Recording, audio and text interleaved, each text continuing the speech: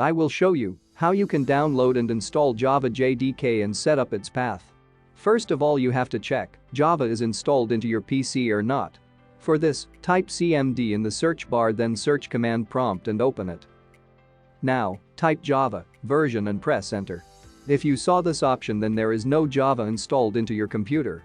So for that, open the web browser and type Java JDK download in Google's search bar. Now click on the Oracle official website and open it. You can find a link in a description. After opening it, scroll down a bit. Here you can see there is a window option. If you are using Mac, then you can get it from further options.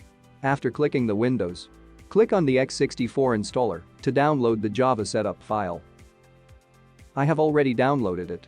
After downloading, right-click on the setup file and run it as administrator. Click on Next and wait for installation completion. Click on Close. The installation is successfully completed. Now let's set its path. For this, go to the Java installation folder. Search Java in C program files and open it. Open JDK folder. Open bin folder. Copy the location.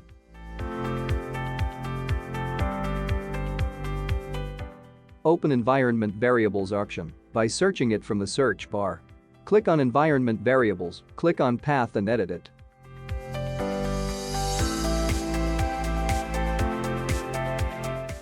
Select Path and click on Edit Text. Paste the location with a semicolon in the end. Don't forget to place a semicolon before the pasted location link. Now to add an environment path. Click on New and type Java_home_environment as a variable name. For variable value, go to Java installation folder and copy the location of it. And paste it as variable value and click OK. Click OK and close. Now your path has been set successfully. Now go to command prompt and check whether it's installed or not.